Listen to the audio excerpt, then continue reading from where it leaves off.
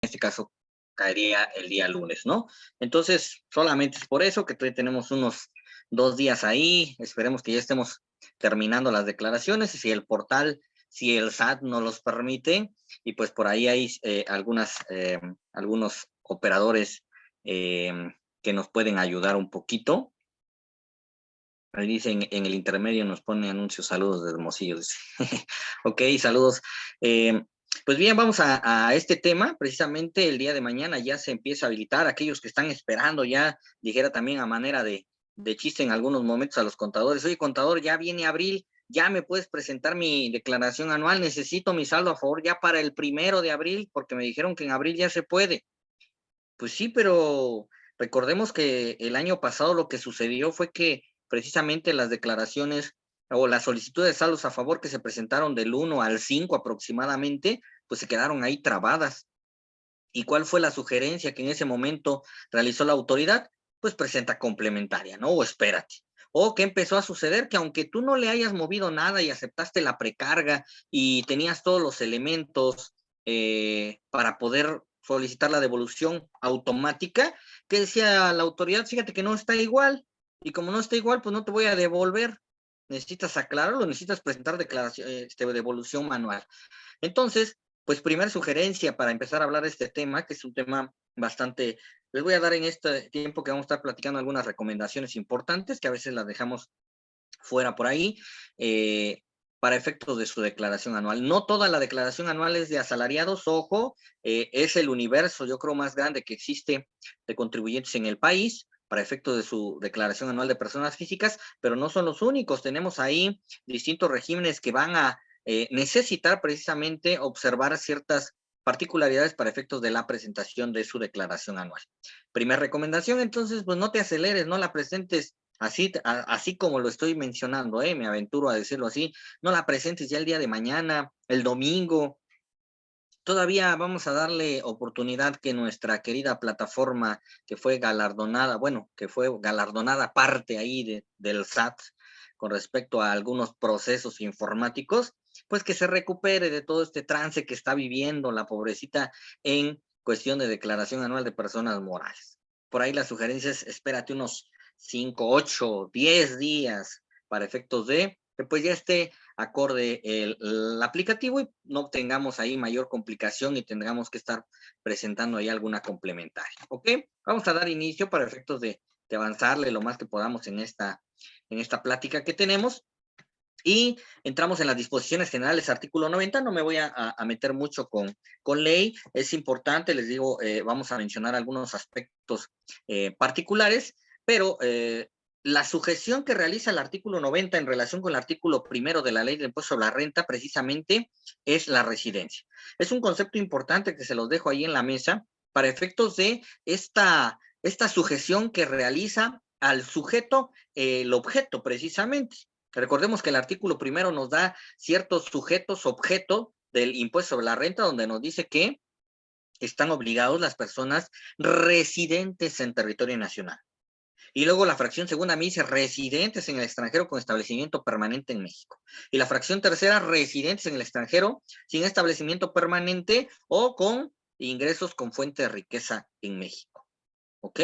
Entonces, viene a aparecer esa palabrita residencia, residencia, residencia, residencia, y para efectos de su estudio, para efectos de que también nos vayamos adentrando un poquito a cuestiones más técnicas, pues nos tendríamos que ir al artículo 9 del Código Fiscal de la Federación, donde precisamente me habla de este elemento de sujeción al objeto llamado residencia. El artículo 90, por su parte, ya en forma específica para las personas físicas, nos habla y nos dice que las personas físicas residentes en México que obtengan ingresos en efectivo, en bienes de vengado, cuando en los términos de este título señalen crédito, en servicios en los casos que señala esta ley o de cualquier otro tipo.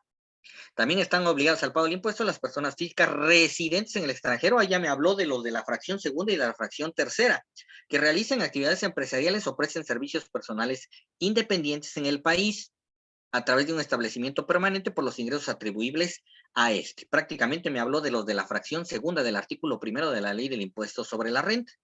Y viene, por eso les puse disposiciones generales, porque viene esta primera, bueno, segunda ya recomendación, la primera fue este periodo de plazo que les sugiero de esperar un poquito, y dice una obligatoriedad con respecto a cierta información, ciertas informativas o cierta manifestación que tenemos que realizar. ¿En qué momento? Dice el párrafo segundo que está ahí en pantalla: las personas físicas residentes en México, nuevamente me sujeta la residencia, están obligadas a informar en la declaración del ejercicio sobre los préstamos, los donativos y los premios obtenidos en el mismo, siempre que estos en lo individual o en su conjunto excedan de 600,000 pesos. Ojo, llegamos a confundirnos muchas veces con esta informativa a la de las personas morales, donde también se tienen que informar por ahí algunos donativos, préstamos, pero ahí tienen una característica específica que en algún momento nos puede llegar a confundir con respecto a lo que va a suceder con personas físicas. ¿Cuál es esa característica? El efectivo. Para personas físicas no me está obligando a que solo sean las de efectivo, simplemente lo dejó así. Si tú tienes o recibiste préstamos, donativos, premios, que en su conjunto o en lo individual exceden de los 600,000 pesos, ¿qué crees que va a pasar? Se detona la obligación en primera instancia, de acuerdo a lo que establece este artículo 90, segundo párrafo, se detona la obligación y voy a tener que avisarle, informarle. Así que cuidadito en este año precisamente, si tú tuviste alguno de estos que rebasaron 600,000 pesos, pues los informas. Oye, puro efectivo, no, no lo dice así, no lo contempla así, nos llegamos a confundir con lo que dice para personas morales, pero no es así, ¿sale? Recomendación entonces informativa. ¿Y dónde vamos a informar? Aquí no me dijo cuándo, aquí solamente me dijo como disposición general es tu obligación informar de estos donativos, préstamos, premios recibidos que excedan en individual o en su conjunto 600,000 pesos. Pero de ahí me voy a ver cuándo lo voy a informar, porque esa sería la siguiente pregunta. Oye, ¿y cuándo tengo que informar esto que me estás diciendo en el artículo 90, segundo párrafo? Y dice, las personas físicas residentes en México deben informar a través de los medios y formatos que para tal efecto señale el Servicio de Administración Tributaria mediante reglas de carácter general. A esto, ¿cómo le llamamos en materia fiscal? Pues sería una cláusula habilitante, donde esta cláusula nos está refiriendo a reglas de carácter general. Y recordemos que las reglas de carácter general en este sentido pudieran ser, o la encontramos materializada y documentada en lo que nosotros conocemos como resolución miscelánea fiscal. Entonces, hasta acá la ley todavía me está diciendo, te voy a decir mediante qué medios y formatos me vas a tener que informar. Y dice las cantidades por conceptos señalados en el párrafo anterior al momento, ya me dio el tiempo, la temporalidad, al momento de presentar la declaración anual del ejercicio fiscal en el que se obtengan. Entonces, oye, quiero cumplir con mi obligación de informar de estos préstamos, donativos, premios mayores a 600,000. ¿Cuándo lo hago? Pues cuando presentes tu declaración anual, punto. ¿Dónde lo hago? Ley no te va a decir, ¿eh? ¿Quién te lo va a decir mediante esta vinculación que realizó la propia ley con la resolución miscelánea o reglas de carácter general?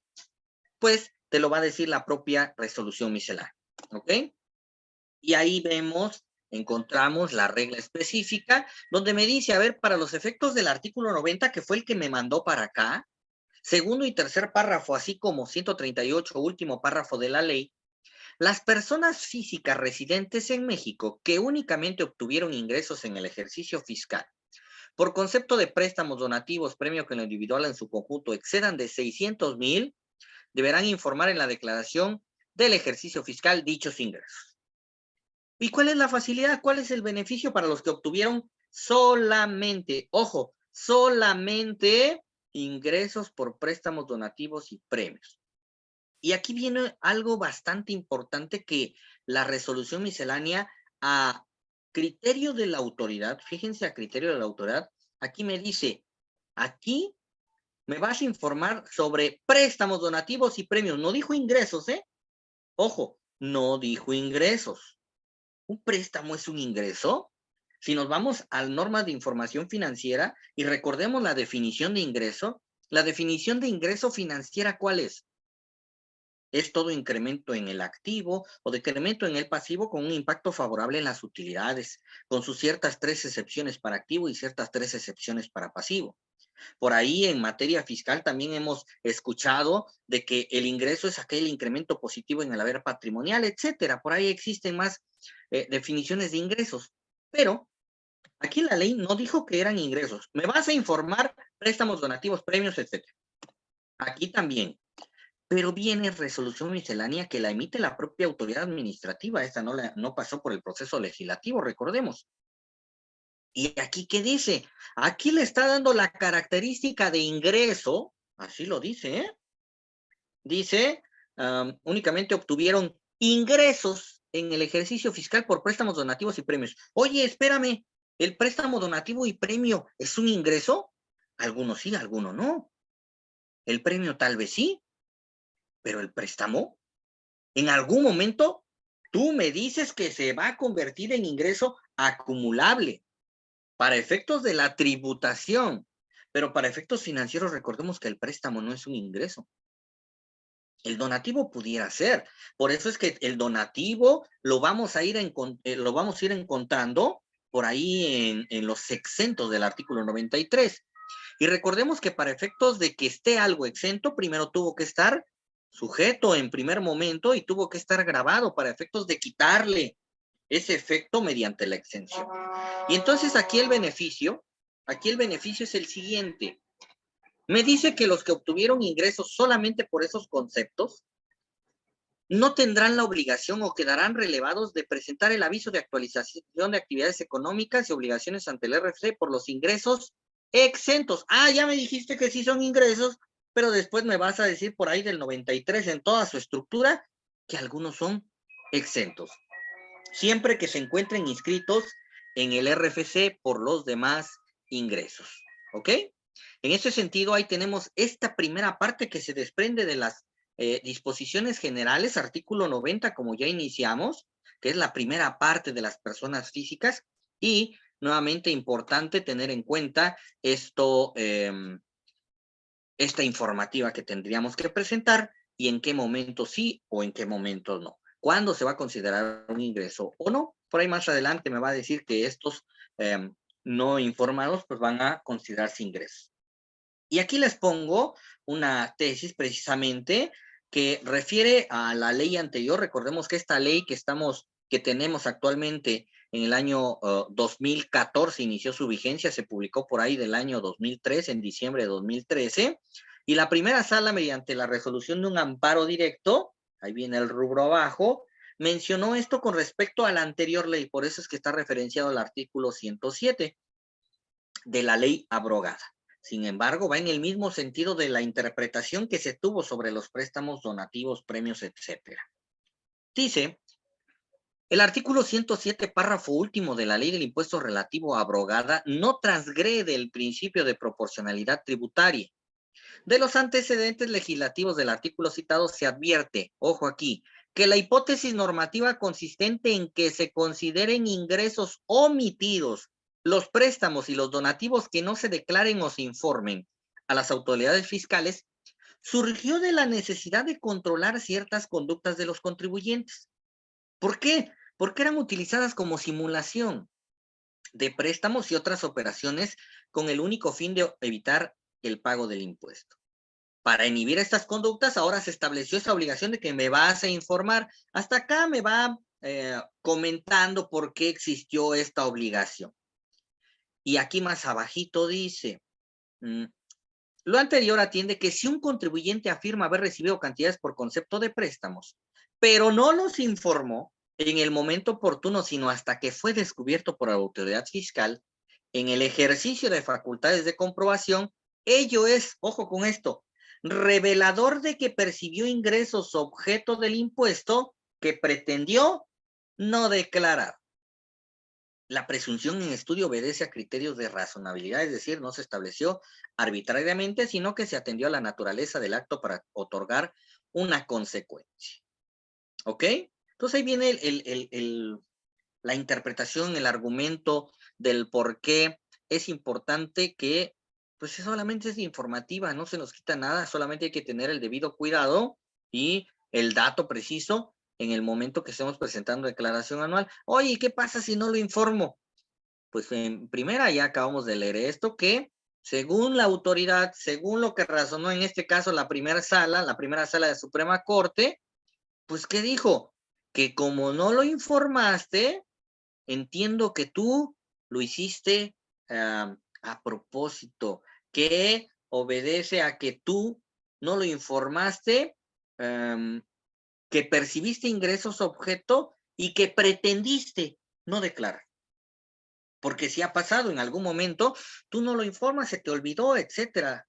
X cosa, llegan facultades de comprobación, llámese visita domiciliaria, en la anterior revisión de gabinete, revisiones electrónicas, etcétera, y ahí es donde viene el problema. Lo primerito que te va a decir la autoridad es, como no lo informaste siendo una obligación de acuerdo al artículo 90, segundo párrafo, lo que establece la resolución miscelánea, pues te lo voy a considerar ingreso, ¿ok? Te lo voy a considerar ingreso.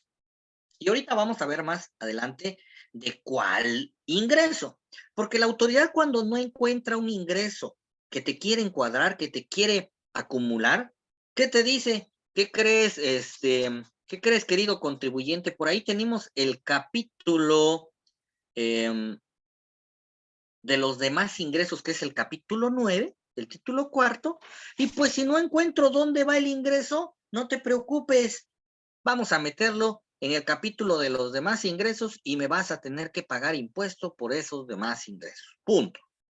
¿Vale?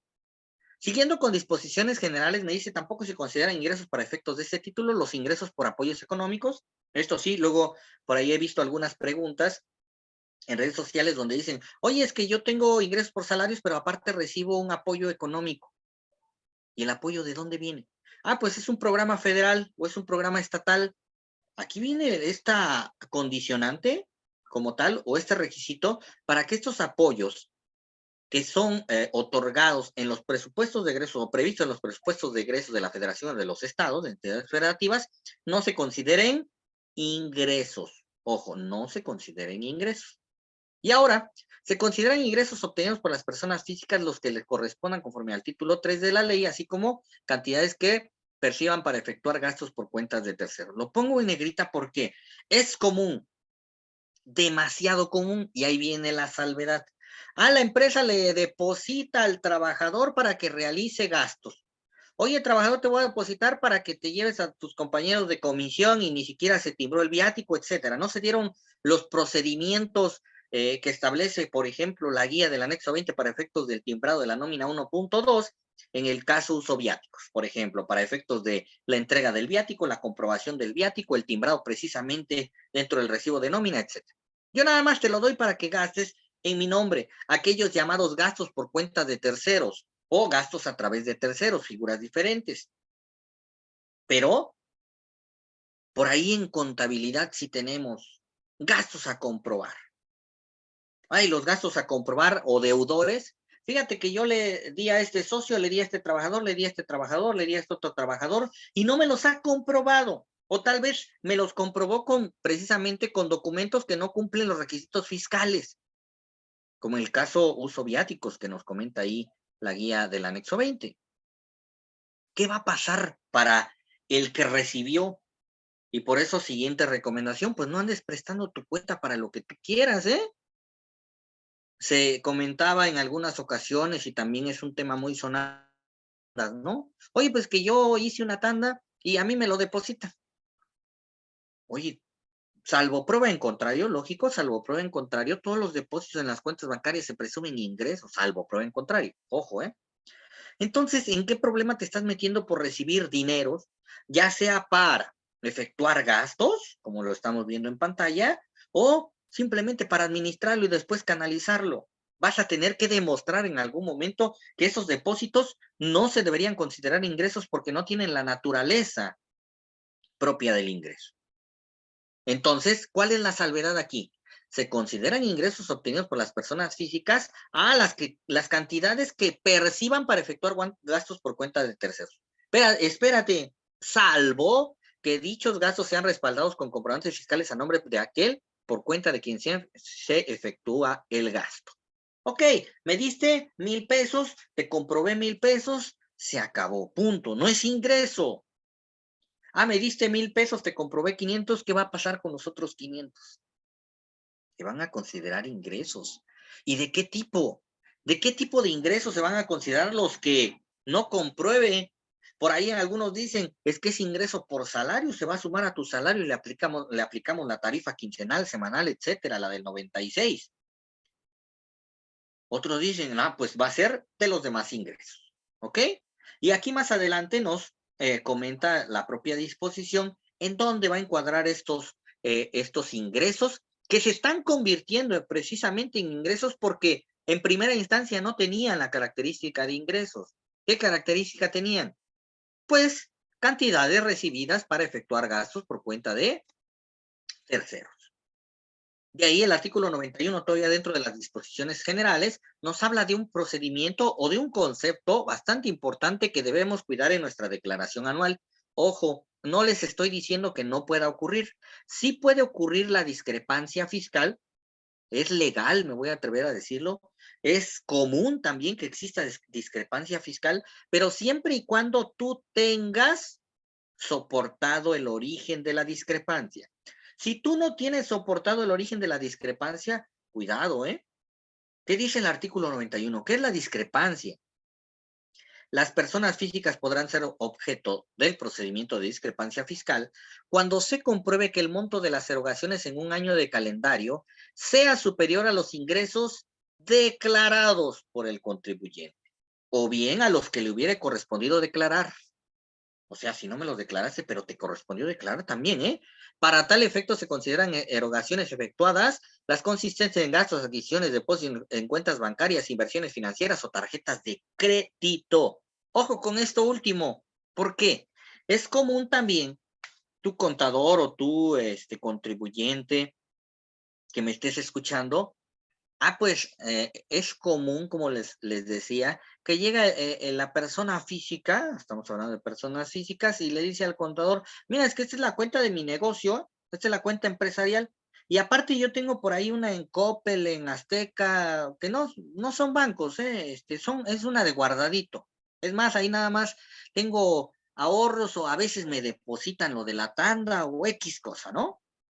Cuidado, cuidado, ¿por qué? Fíjate que fui a tal tienda departamental, compré enseres para el hogar, compré la despensa, etcétera, pagué con tarjeta de crédito y pues cada mes que viene mi fecha de corte estoy abonando a la tarjeta de crédito. Fíjate que si tú cada mes a tu tarjeta de crédito le estás abonando a tu deuda, no sé, 10,000 pesos, exagerado, no sé, dependiendo del gasto que se haya realizado, 10,000 pesos, pero tú en ingresos declarados resulta que cada mes se supone que ganas 8,000. ¿Discrepancia fiscal? Oye, el crédito te ayudó en algún momento a que no se considerara discrepancia, porque una de las formas para desvirtuar la discrepancia precisamente es el crédito, la deuda, el pasivo. Pero en ese sentido, si ya no empata el pago de ese crédito o de ese pasivo con los ingresos declarados o que debiste declarar, te encuentras en discrepancia. Oye, pues es que yo estoy pagando 10,000 aunque gano 8 porque tramité otro préstamo por ahí en el banco y me lo dieron en efectivo o me lo depositaron a mi cuenta bancaria y con eso estoy pagando el otro préstamo. Pues ahí se está dando una forma de extinción de las obligaciones llamada novación. Es forma de extinción de las obligaciones de acuerdo al ámbito civil. Está establecido como tal. Oye, ¿hay discrepancia? ¿La suma de las erogaciones es superior a los ingresos? Posiblemente sí, pero lo tienes justificado. ¿Cómo lo tienes justificado? Mira, aquí está mi contrato de préstamo, está ante el banco o entre particulares, ahí sí no te lo sugiero mucho, porque se van a necesitar para efectos de la fecha cierta, intereses, etc. Es un poquito más complicado. Si lo tienes con el banco, con esto puedes soportar en algún momento procedimientos de discrepancia fiscal. Dice, a ver, yo autoridad ya me di cuenta que andas gastando más de lo que me declaras, porque sé tal vez que ganas más, por eso es que estás gastando más. Pero cometiste un error. a donde pagas tu tarjeta de crédito, en depósitos en instituciones bancarias, adquisición de bienes, gastos, como tu contador te dijo que pidas factura para todo, pues pide factura para todo, ¿no? Eso era antes, ¿eh? Y ni así. Si pides factura para todo, ¿qué va a pasar? Tú mismo te estás generando la discrepancia. ¿Por qué? Porque posiblemente hay ingresos que ni siquiera los tienes declarados, como dice el artículo 91, y a la hora de vincular el CFDI, vincular el depósito a cuenta, vincular el pago a la tarjeta de crédito, a, para efectos de fiscalización, te vas a obligar precisamente a aclarar de dónde vienen esos ingresos o de dónde vienen esas cantidades para pagar precisamente. ¿Ok? Ya te determiné discrepancia fiscal, no me la pudiste solventar. Ahora, esa diferencia entre egresos e ingresos son, precisamente entre egresos e ingresos declarados, ¿qué cosas son? Ah, pues son ingresos, porque si no, ¿de dónde los sacaste? ¿Pero de cuáles? Y me dice ahí en negritas, se consideran omitidos por la actividad preponderante del contribuyente o en su caso, otros ingresos en los términos del capítulo 9 de este título. O sea, primero te los voy a encuadrar en tu actividad preponderante. Tú te dedicas o tienes actividad empresarial, comercio. ¿Tuviste discrepancia fiscal? Te voy a considerar esos ingresos como si fueran del comercio. Punto. Ah, o en su caso, dice, pues lo meto ahí en el capítulo 9 del que hemos estado hablando hace ratito, de otros ingresos, ¿sale? Ahí está donde los va a encuadrar precisamente la autoridad, así que mucho cuidado con las tarjetas de crédito. Las tarjetas de crédito son medios de fiscalización en realidad, para eso van a funcionar. Y de ahí viene la parte interesante, tú como nominista, tú como contador, tú como contribuyente, te sugiero que le des una revisada, 2 revisadas, 3 revisadas al artículo 93, donde vamos a encontrar algunos supuestos ingresos como tal que tienen la característica de ingresos. Ojo, tienen la característica de ingresos. En algún momento, por la sujeción de la residencia de la que te hablé en el artículo 90, párrafo primero, o en el artículo primero, fracciones 1, 2 y 3 de la ley de impuestos sobre la renta, están sujetos. Esos son ingresos. ¿De qué son? Son. Ah, pero viene el artículo 93 y hasta ahí mismo lo dice en el primer rubro. No se pagará el impuesto sobre la renta por la obtención de los siguientes ingresos. ¿De qué son ingresos? Punto, ¿eh?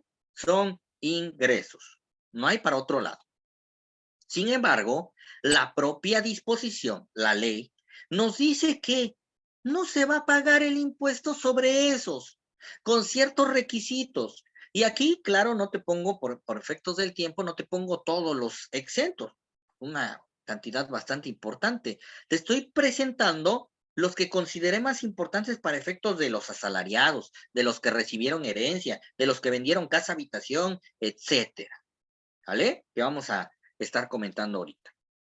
En primera instancia le aplica a los que tuvieron descanso en día festivo, día descanso semanal o obligatorio, o los que prestaron servicios en tiempo extraordinario, como le llaman. Aquí cuidado con los operadores de nómina, cuidado con operadores de nómina. Recordemos, y por ahí en algún curso que también tuvimos la oportunidad de tener aquí al contador Berrones, le decía, no me dejará mentir, ahí en el Compact Nóminas, tú eres el que determinas o le pones ahí cuántas horas extras dobles o triples trabajó precisamente este empleado, ¿no? Como tal, el sistema va a hacer lo que tú le digas que haga. En este sentido, es importante establecer, y ahí se los voy a dejar sobre la mesa en cuestiones laborales, ya que ahorita me interesa tratar asuntos generales de la declaración. Por ahí más adelante vienen algunas partes del aplicativo. El aplicativo, como en algún momento lo anunció la autoridad, pues tú le das siguiente, siguiente, siguiente y no hay problema. Sí, pero los asalariados y los demás, y si tienes por ahí préstamos y si no los metiste, y si tienes exentos y no los informaste, pues eso no nos dijeron. Pero en realidad en la operación, si no se traba como está pasando con las morales, estaría pues de manera sencilla, ¿no? La parte fina, la parte importante estaría aquí en la disposición legal. ¿Qué dice para la fracción primera de exentos? Van a estar exentos el tiempo extraordinario, vamos con tiempo extraordinario, que es el que más se sujeta a posible análisis. El tiempo extraordinario que se encuentre, ojo, dentro de los límites legales. hasta el límite establecido en la legislación laboral. Y en algún momento, en una plática que tuve la semana pasada precisamente, les comentaba en un curso de declaración anual, ¿cuáles son los límites establecidos en la legislación laboral? ¿Recuerdas esos límites para tiempo extraordinario? Le decía, nos hemos ido con la finta, nos hemos ido con 3 veces a la semana, 3 días. Bueno, 3 días en la semana o 3 veces, no más de 3 horas diarias, ¿no? Y viene el otro límite, entre comillas, que es que no podrá exceder de 9 horas. Bueno, no dice así, no dice no podrá exceder. Dice las que excedan de 9 horas se pagarán con un 200% más, o sea, triples. El primero sí es límite, y te lo voy a comentar así de manera en corto, ¿no? A reserva de que podamos analizar en algún momento la parte laboral. En corto te comento que para efectos de límites laborales, nuevamente límites, los 3 veces en la semana y 3 horas diarias, eso sí que está protegiendo cuántas horas trabaja precisamente este colaborador. Es un límite. Pero si te vas a lo de 9 horas, la disposición es clara y te dijo cómo se van a pagar solamente. Nada más te dijo cómo se van a pagar. Las primeras 9 se pagarán un 100% más, o sea, dobles, y las que excedan de las 9, un 200% adicional, o sea, triples. ¿Eso es límite? ¿Eso es tope? No. Eso fue una disposición que nos ayudó a entender cómo se van a pagar. Entonces, recomendación ahorita a los operadores, lo que ya pasó en el año anterior, pues no, ya también pasó el tiempo de la corrección, pero ahorita pudieras en tu nómina, si tienes tiempo extraordinario, pues cuidado con estos temas, ¿eh? Cuidado con los límites, cuáles estás considerando dobles, cuáles estás considerando triples y cuáles estás considerando dentro del límite o fuera del límite. Y te lo dejo sobre la mesa. No todas las dobles están dentro del límite o pueden estar dentro del límite. No todas las dobles pueden estar dentro del límite. Las triples, pues sí. Y yo tal vez me fui con la idea de que, las dobles están dentro del límite porque no exceden las 9. Y las triples están fuera del límite. Sí, pero eso es laboral. Para efectos fiscales es claro, y aquí me dice hasta el límite establecido. Ese es el límite. Las 9 horas solamente es para efectos de. Por el excedente de las prestaciones exceptuadas del impuesto, se pagará el impuesto a que se refiere la fracción anterior, se pagará el impuesto en los términos de este título. Punto.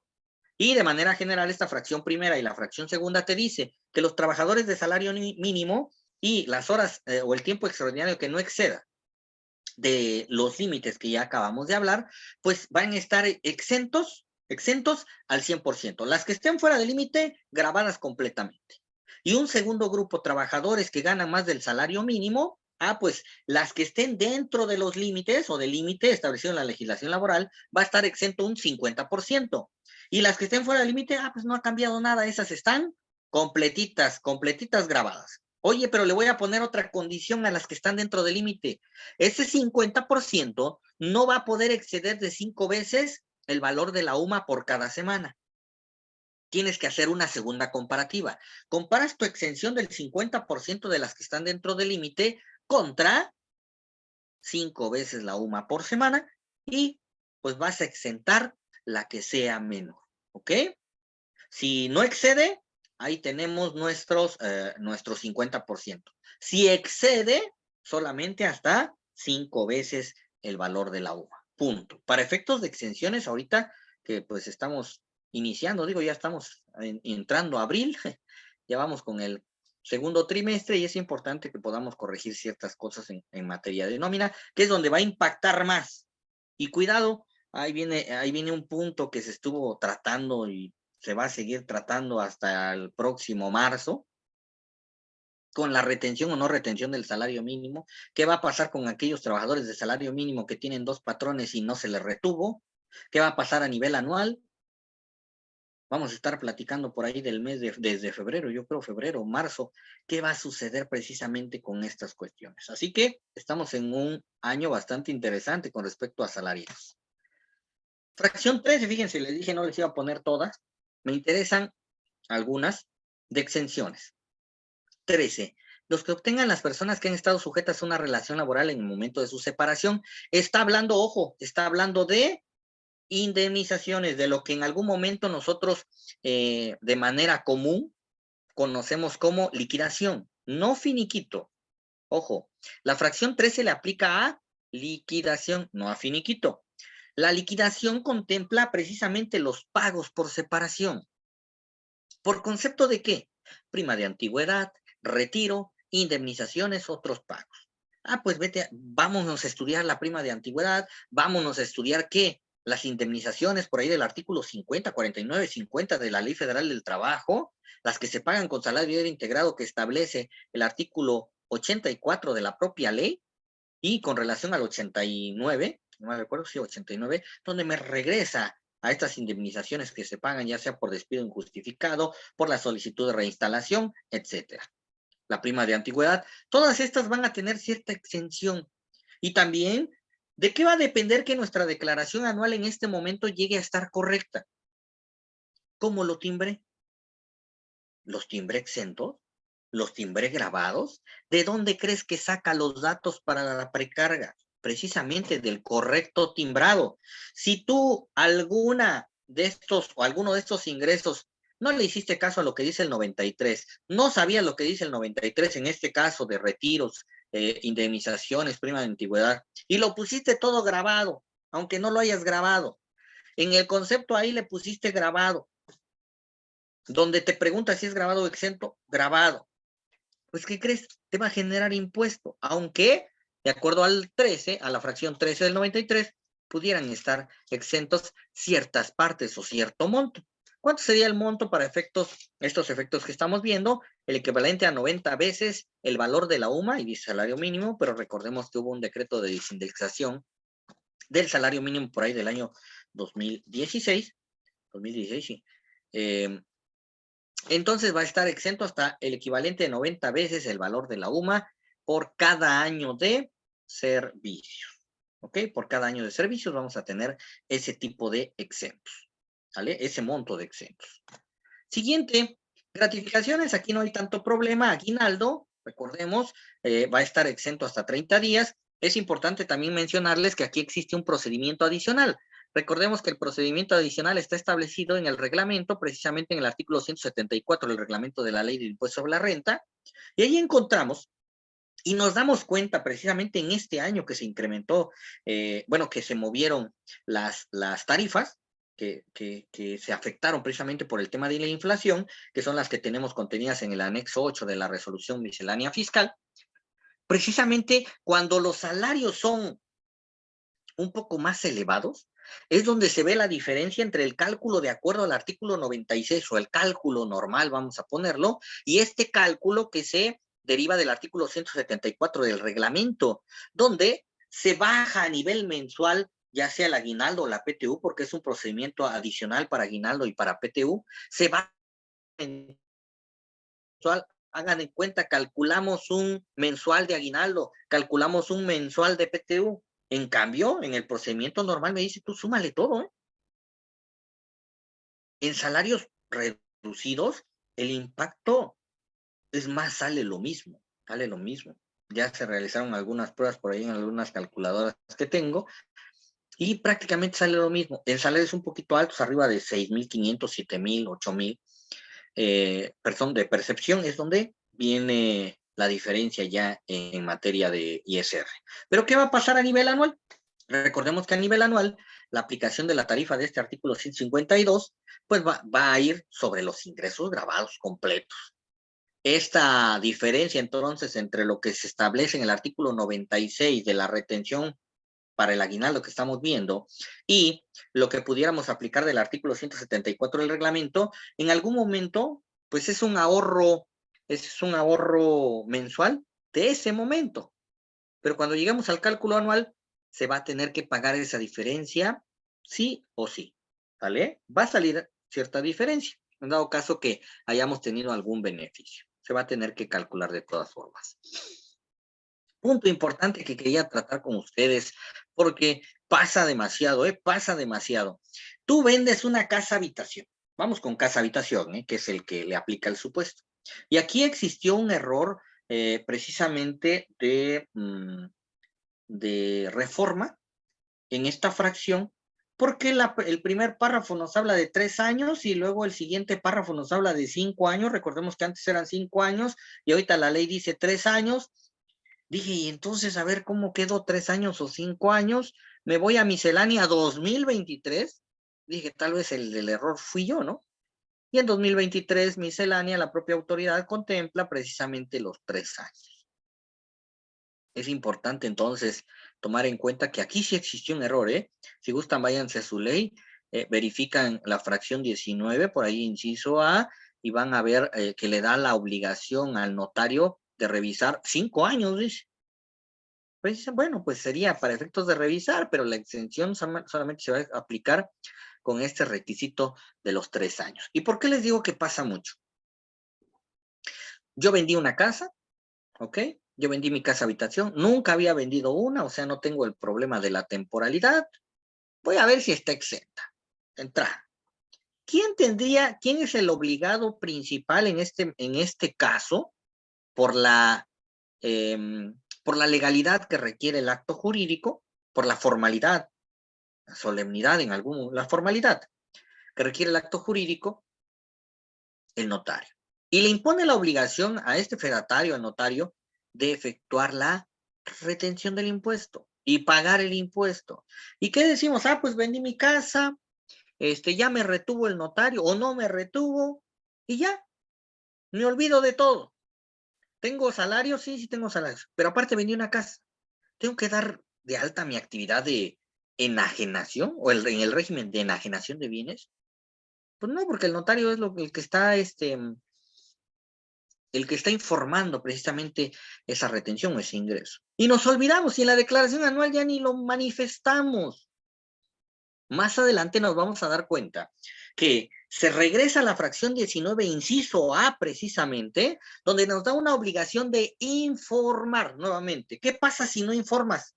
Se le quita, y así lo menciona específicamente, se le quita la característica de exento. O sea que por no avisarle a la autoridad de que vendí una casa o de que lo estoy manejando ahí en la declaración anual, ese ingreso, aunque estaba exento porque no rebasa el límite, ¿se va a volver un ingreso grabado? Fíjate que sí, ¿eh? Más adelante viene la disposición de los rubros que debemos cuidar, que en algún momento se pudieran considerar acumulables de los que establece el 93 y que están exentos de acuerdo a ese artículo. ¿Qué dice la fracción 19? Los derivados de enajenación de. Recordemos que enajenación, de acuerdo al artículo 14 del Código Fiscal de la Federación, es toda transmisión de la propiedad, aunque el enajenante se reserve el dominio del bien enajenado, algo así dice, y de ahí viene que también se consideran otros supuestos que se consideran enajenación, y luego por ahí del 14b viene cuándo no es enajenación, etcétera. ¿Vale? Te doy los fundamentos para que podamos tener los elementos también técnicos, teóricos de ley, donde nos podemos ir a referenciar todos estos conceptos. La casa habitación del contribuyente siempre que el monto de la contraprestación obtenida no exceda de 700,000 unidades de inversión. Y un segundo requisito, no nada más que no se exceda.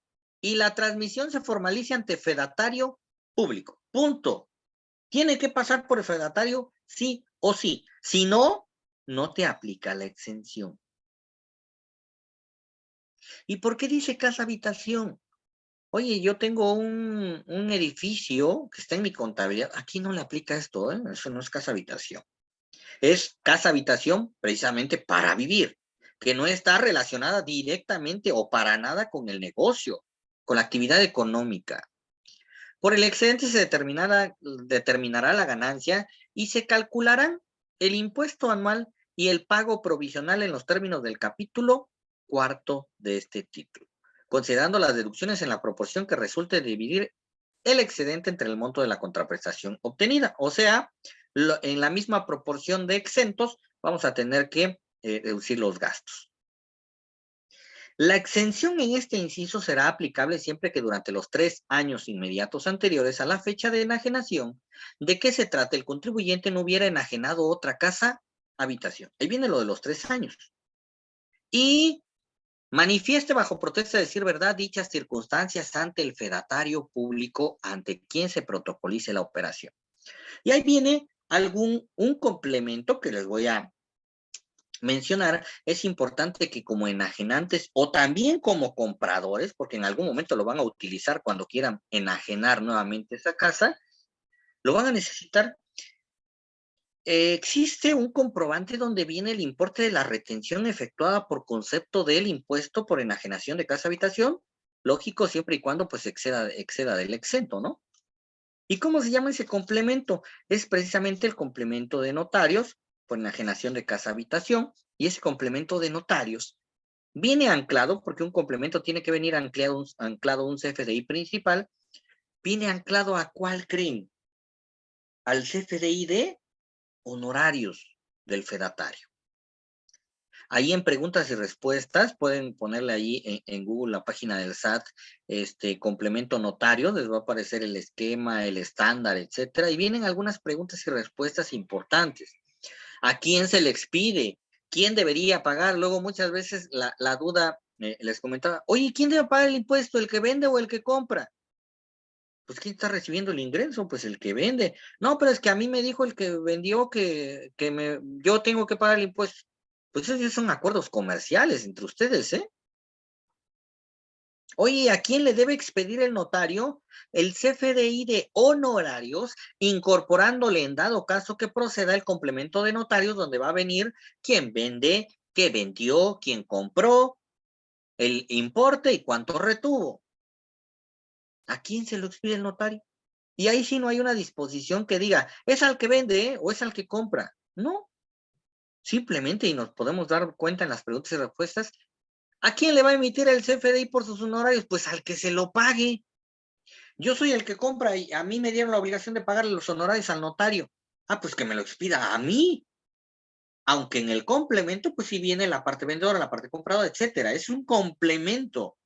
Pero yo, para efectos de poder tener el costo comprobado más los honorarios del notario, pues yo lo voy a necesitar como un costo, como un gasto que yo tuve para efectos de la escrituración, etcétera. Los honorarios precisamente del notario.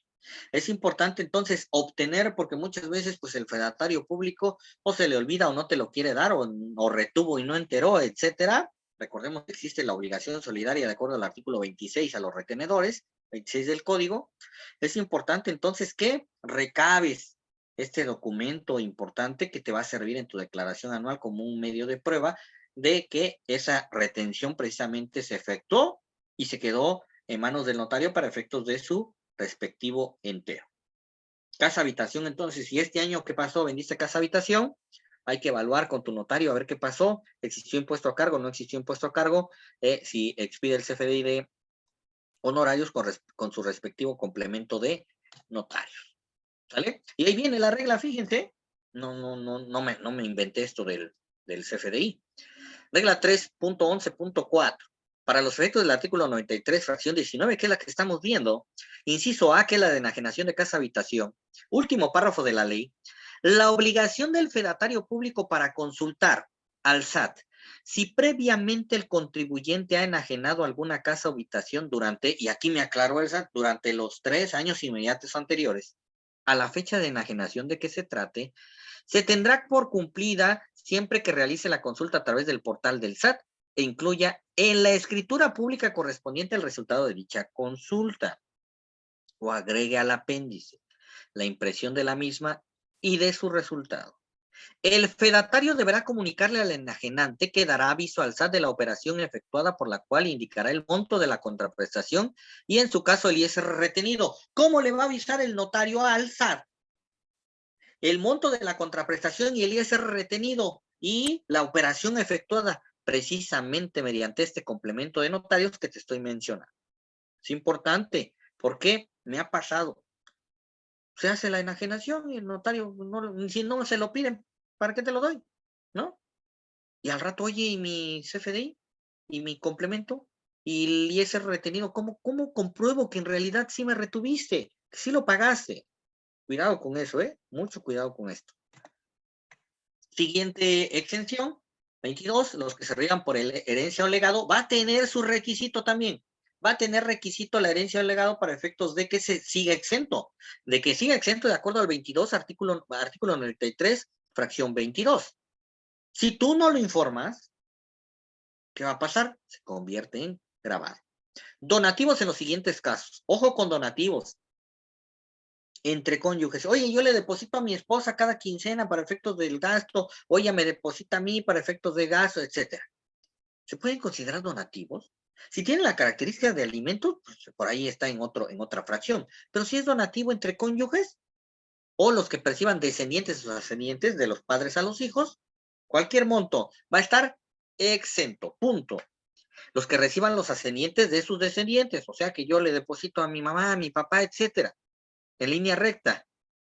Pero pone una condición, siempre que este ascendiente no se lo done a su vez a otro descendiente en línea recta sin limitación de grado. ¿Qué se protegió ahí? Ah, pues yo no le puedo donar a mi hermano porque entonces no estoy en los supuestos. Y por ahí se me pudo haber ocurrido, pues le dono a mi madre y mi madre le dona a mi hermano y se configura tanto el inciso A como el inciso B. No, espérate. Te puso la restricción que siempre y cuando este ascendiente no done a su vez a otro descendiente en línea recta sin limitación de grado. Y aquí es donde creo que vamos a entrar la mayoría o algunos donativos que no tienen esa característica familiar. Los demás donativos, siempre que el valor total de los recibidos en un año de calendario no exceda de 3 veces el salario mínimo general del área geográfica del contribuyente elevado al año. Por el excedente se pagará el impuesto en los términos de este título. Entonces ahí sí tenemos tope para donativos. Cuidado con los donativos. Y aparte de estos donativos, ¿qué vas a tener que hacer? Ya nos lo dijo el segundo párrafo del artículo 90, informarlos. Tenemos que informarlos, ¿vale? Fracción 26. Los percibidos en concepto de alimentos. Aquí viene lo de alimentos, pero te pone otra condición. Por las personas fijas que tienen el carácter de acreedores alimentarios en los términos de la legislación civil aplicable. Si eres acreedor alimentario, punto, ¿eh? Ahí sí, ese ingreso que tengas como acreedor alimentario, va a estar exento, porque es un alimento ya determinado. Fracción 28, los que deriven de la enajenación de derechos parcelarios. Aquí les puse en negritas algo importante. Es común, bueno, aquí en mi estado, de donde son ustedes, pues yo creo que igual ha de suceder, que conocemos el régimen comunal, el régimen ejidal, etcétera. Y recordemos que esos regímenes de tierra, de tenencia de la tierra, solamente le proporcionan al tenedor un derecho real llamado posesión. Tengo mi acta de posesión, pero ¿soy dueño? No, es dueño todo el núcleo. Entonces, ¿no lo puedo vender? No. ¿Lo puedo enajenar? No. Para efectos fiscales, ¿qué es la enajenación? Transmisión de, dice el artículo 14 del Código Fiscal, transmisión de la propiedad. ¿Tienes la propiedad? No. ¿Qué tienes? La posesión. Y como no tienes la propiedad, no la puedes transmitir. Y como no la puedes transmitir, no ocurre enajenación. No ocurre enajenación. Ahora bien, ¿cuándo sí se va a poder? Dice cuando se deriven de la enajenación, aquí no se está transmitiendo como tal la propiedad. Dice la enajenación de derechos parcelarios, de las parcelas sobre las que hubieran adoptado el dominio pleno o de los derechos comuneros. Y aquí viene la condición, siempre y cuando sea la primera transmisión que se efectúe por ejidatarios o comuneros. Punto. Si eres ejidatario o comunero y es la primera transmisión, adelante, hay extensión de acuerdo al 28. Ah, pero si tú compraste un terreno ejidal, compraste entre comillas, y después lo vendes, en primera ni lo pudiste haber vendido. Que por costumbre se llame venta, esa es otra cosa. Que te llevaron ante el comisariado y ahí diste cierto derecho y ya te pagaron, etcétera, te cobraron ciertos derechos ahí en el comisariado, esa es otra cosa. Oye, entonces, ¿eso es un ingreso para mí? Sí, es un ingreso, y ni siquiera por enajenación, porque el supuesto jurídico no existe. ¿Dónde incluiría yo estos ingresos del artículo 28? Ya sea en la actividad preponderante, como nos lo dijo para efectos de la discrepancia fiscal, o dentro del capítulo 9 del título cuarto de los demás ingresos. Así que no andes vendiendo terrenos ejidales comunales porque no es primera enajenación. Si tú no eres ejidatario comunero, ojo, ¿eh? Y aquí viene una partecita que les comentaba hace rato, demasiado importante y con demasiado cuidado.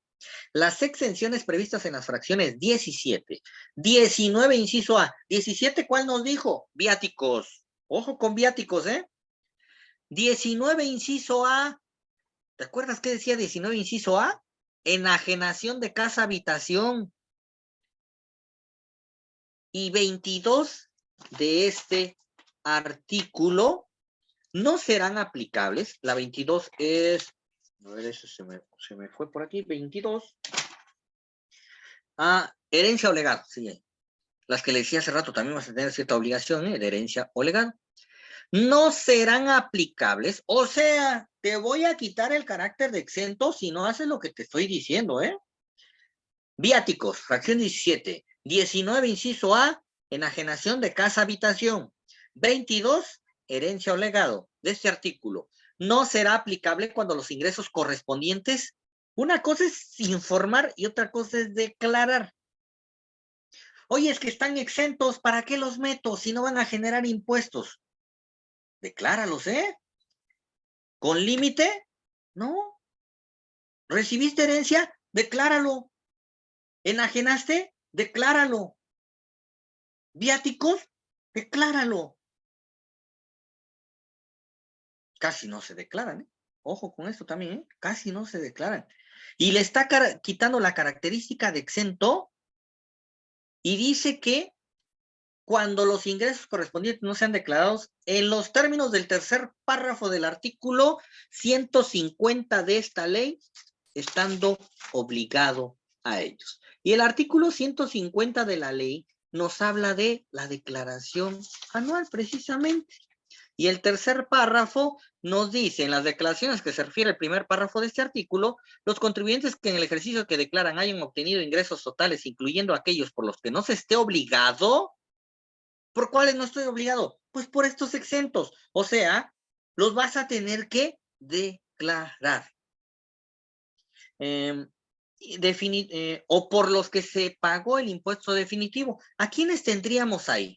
De acuerdo al tercer párrafo del artículo 150, ¿quiénes entrarían en esos que no están obligados? Todos los del 93, los exentos, los ingresos exentos. O por los que se hubiera pagado impuesto definitivo. Ejemplo claro, premios. ¿Vale? Ejemplo claro, premios. Superiores, y aquí te da la obligación de acuerdo a lo que establece ya el capítulo de la declaración anual. Aquí no te dio monto. Y aquí te dice, superiores a 500,000 pesos deberán declarar la totalidad de los ingresos, incluidos aquellos por los que no se esté obligado al pago del impuesto, en términos de las fracciones 17, que es la que estamos viendo, 19, inciso A, que es la que también está ahí, y 22 del artículo 93 de la ley. Pero ahí viene otra recomendación de tu servidor. Oye, no rebasé los 500,000 pesos. Entonces no los tengo que declarar. Decláralos. No te quita nada declararlos. Va a ser una protección adicional para efectos de que al rato no venga, dijeran por ahí, mi estimado amigo, no venga el demonio y te diga, a ver, no me los informaste, no me los declaraste, se les quita la característica de exentos y ahora sí, venga para acá el pago del impuesto. Ojo con esto, ¿eh? Relación que tiene este párrafo del artículo 93 con el tercer párrafo del artículo 150 para estos tres tipos de exentos, nuevamente viáticos, casa habitación, enajenación de casa habitación y herencia o legado. Y el tercer párrafo nos da otro tope de los 500,000 pesos para efectos de informar, declarar o no declarar. Pero nuevamente te digo, declara, mejor declara. De todas formas van a estar exentos. Y ahora sí nos vamos al tema principal de nuestra plática, la declaración anual. ¿Dónde viene establecida la declaración anual? En el artículo 150 de la Ley del Impuesto sobre la Renta. ¿Y quiénes están obligados? Las personas físicas que obtengan ingresos en un año de calendario, a excepción de los exentos. ¿Cuáles? Los del 93. Y de aquellos por los que se haya pagado impuesto definitivo. ¿Cuáles? Premios. Están obligados a pagar su impuesto anual mediante declaración que presentarán en el mes de abril. En el mes de abril, no a más tardar en el mes de abril. Por eso, a ver, Trabajador, no te me andes acelerando, como te dije al inicio de esta plática. No quieras tu saldo a favor ya el día de mañana. Oye, mi contador es malo porque no me ha presentado. Yo le dije desde cuándo, ya es para que ya lo hubiera presentado y el 1 de abril me la depositen. No, es más, el 1 de abril, o sea, mañana, a ver si sirve la página porque la estamos saturando con las morales. Espérate al 4, aunque sea, deja descansar el lunes. Bueno, el lunes va a estar peor. El martes, el miércoles, porque es en el mes de abril. Punto. Y ahora viene una opción que viene en ley, pero en miscelánea luego no las mueven. Una opción importante. Es bien sabido lo de los 400,000 pesos, lo tenemos en ley, lo tenemos en las obligaciones de los patrones, también en la de los trabajadores, etcétera. Pero aquí en la parte de declaración anual nos comenta, podrán optar por no presentar la declaración a que se refiere el párrafo anterior, anual, las personas físicas que únicamente obtengan ingresos acumulables en el ejercicio por los conceptos señalados en cuál. En el capítulo 1, ¿cuál es? Salario. Y el 6, ¿cuál es el 6? Intereses. O sea, yo nada más tengo salarios e intereses, no más, no vendí nada, nada de más, no obtuve una herencia, no tuve un premio, etcétera, cuya suma no exceda de 400,000 pesos, siempre que los ingresos por concepto de intereses reales, no nominales, reales, los que se ven afectados por la inflación, y va a volver a pasar este año. ¿Qué pasó el año pasado con los intereses reales? Bueno, esto es ingresos, pero me refiero al concepto. ¿Qué pasó con las deducciones personales, créditos hipotecarios, intereses reales? Oye, ¿dónde están los intereses que le he pagado al Infonavit? ¿Dónde están los intereses que he pagado por mi crédito hipotecario? Lástima, se los comió la inflación. Tal vez tienes interés nominal pagado, pero el interés real se ve afectado precisamente por el tema de la inflación. Es más, ya te va a aparecer ahí precargado cero, interés real cero. Va a volver a suceder lo mismo que sucedió el año pasado y muchos estaban en el descontento de que, oye, entonces lo que le he pagado al Infonavit, ¿dónde se quedó? No, pues es interés, que no lo vas a poder restar, deducir como una deducción personal, es otra cosa. Aquí para efectos de los ingresos pasa lo mismo, siempre y cuando los intereses reales no excedan de la cantidad de 100,000 pesos. Esto lo dijo siempre y cuando no rebase los 400,000 salarios e intereses. Pero viene una parte interesante. Esto es lo que ya vimos, lo de los 500,000, es lo que les leí hace rato, el tercer párrafo del artículo 150. Y aquí está. Resolución miscelánea fiscal viene y me da otro panorama. Para los efectos del artículo 136, ¿a quién pertenece 136? Fracción segunda, pertenece a intereses. Las personas físicas que únicamente perciban los ingresos acumulables señalados en el título cuarto, capítulo 6, intereses, cuyos intereses reales en el ejercicio excedan de un monto de 100,000, ya me dijo la ley que ojalá no excedan, ¿no? Y no presentas. Pero si exceden, ¿qué va a pasar? Deberán presentar la declaración anual a través del portal del SAT. Si excedes de 100,000, ya te aclaró la miscelánea, tal vez presentar. Las personas físicas que además de los ingresos mencionados en el párrafo anterior, obtengan ingresos de los señalados en otros capítulos del título cuarto de esta ley y se encuentren obligados a presentar la declaración a que se refiere el artículo 150, quedarán relevadas de presentar el aviso de actualización de actividades económicas por los ingresos derivados de interés. No le hace que no tengas en tu constancia la actividad de interés, el régimen de interés. Ahí te voy a relevar, ¿sale? Artículo 98, casos específicos de salarios les puse. El artículo 98 nos dijo, precisamente en el capítulo de salarios, los contribuyentes que obtengan ingresos de los señalados en este capítulo, además de efectuar los pagos de este impuesto, tendrán las obligaciones siguientes. Y viene la fracción tercera, que es la que nos ocupa el día de hoy de nuestra plática. Pues es tu obligación entonces presentar la declaración anual. ¿Cuándo? Fíjate que yo recibo ingresos por salarios. El artículo 98, fracción tercera, me está dando una obligación. Me está dando una obligación de salarios. ¿Ok? Ahora bien, ¿cuándo de presentar la declaración anual? Dice, cuando además de los ingresos acumulables distintos, cuando obtenga ingresos acumulables distintos de los señalados en este capítulo. Esa es la primera causa porque tenga que presentar declaración anual. Segunda, cuando se hubiera comunicado por escrito al retenedor que se presentará declaración anual.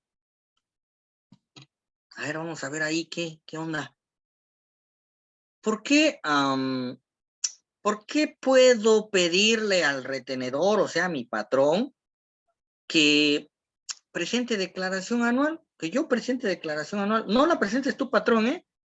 Caso clásico y que la mayoría va a tener en algún momento y hay que preverlo en el transcurso del año, pues tengo deducciones personales, no tengo estímulo de colegiaturas. Y me va a ayudar, voy a obtener un saldo a favor, entonces yo la quiero presentar para recuperar mi saldo a favor.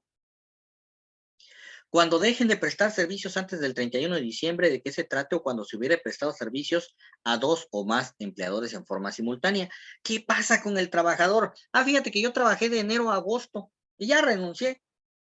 Y ahorita ya tengo otro trabajo. ¿Tengo que presentar declaración anual? Sí. El trabajador con que esté trabajando, ya, el patrón se encarga. ¿De acuerdo al supuesto del inciso C? Claro que sí. Cuando obtenga ingresos por los conceptos que se refiere este capítulo de fuente de riqueza ubicada en el extranjero. Y que es el que me interesa bastante porque vamos a ir a una regla miscelánea. Cuando obtengan ingresos acumulables anuales por los conceptos a que se refiere este capítulo que excedan de 400,000 pesos. O sea que si gano más de 400,000 pesos por salarios, ¿tengo obligación de presentar la declaración anual? Sí. Y luego viene aquí la miscelánea a hacer estragos. Dice que voy a poder, la autoridad me manifiesta contribuyentes relevados de presentar esta declaración anual cuando fracción primera y no me mencionó los 400,000 y como no me los mencionó y entro ahí, fíjense lo que dice 3.17.11 hayan obtenido ingresos. Bueno, dice que no están obligados o no se relevan, perdón, de la obligación de presentar la declaración anual cuando hayan obtenido ingresos exclusivamente por salarios y en general por la prestación de servicio personal subordinado, como se llama correctamente este capítulo, ¿no? Este régimen. De un solo empleador, siempre que no exista ISR a cargo del contribuyente en la declaración anual. Punto. No te mencionó los 400. Oye, yo tuve ingresos por 450,000, pero no tengo a cargo y solamente recibí de un solo empleador. ¿Encuadro en la fracción primera de esta regla? Sí, pudieras no presentarlo. Y viene otra condición, fracción tercera.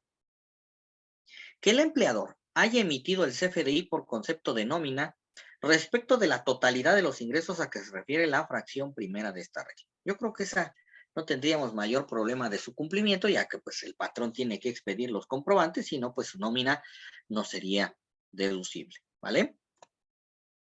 Vamos con esta parte interesante, deducciones personales. No se han modificado los límites de deducción. Sin embargo, también tenemos, les voy a manejar así, tenemos dos límites, los límites que establecen las propias deducciones personales, lo que establece el decreto, y también en estímulos, donde viene cuánto de primaria, cuánto de preescolar, secundaria, etcétera. Y también tenemos un tope de deducciones personales que es el que ya te calcula, el aplicativo ya te lo va a calcular de acuerdo, por eso va a ser un tope diferente para todos los contribuyentes de acuerdo a un porcentaje que me va a dar de tus ingresos o de acuerdo a UMAS. Por eso, no pienses que el tope que te va a poner como deducciones personales a ti va a ser el mismo que le va a poner a tu compañero, al otro, etcétera, porque va a depender mucho de la totalidad de ingresos que se tengan acumulados. En el artículo 151 nosotros encontramos estas deducciones personales como tal, fracción primera, honorarios médicos, dentales, psicología, nutrición, prestados por personas con título profesional. Fracción primera, ¿sale? Requisito indispensable, no lo menciona así la ley, pero si no, no te lo precarga. Tiene que ser pagado con medio bancarizado, o sea, no efectivo, tarjeta, transferencia, cheque, ahí lo dice el 151. Pero otro requisito, ¿cuál es? En materia de CFDI, recordemos, y como lo mencionó también al inicio de esta plática el contador Berrones, hoy se está, bueno, no se está muriendo, ya se había muerto precisamente el CFDI 3.3. Estábamos teniendo un CFDI 3.3 zombie porque siguió la vida todavía un ratito, bueno, un ratote.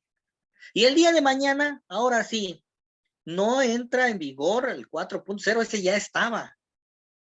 Se acaba el periodo de convivencia y es el único que vamos a tener. Eso es lo que va a pasar el día de mañana, o lo que está pasando ahorita, ya, entre hoy y mañana.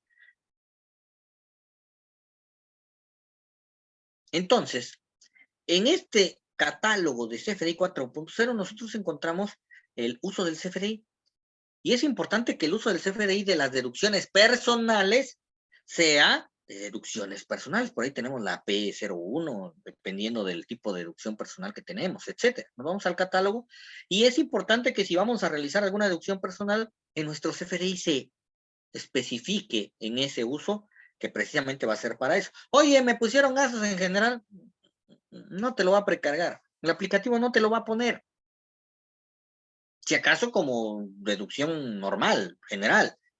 Pero si es de estos, pues no lo vas a poder deducir como específicamente del negocio. No es estrictamente indispensable, sino entraría como personal. Pero por un requisito de forma, pudiera no precargártelo el aplicativo. Bueno, es más, no te lo va a precargar. ¿Sale? ¿Qué más?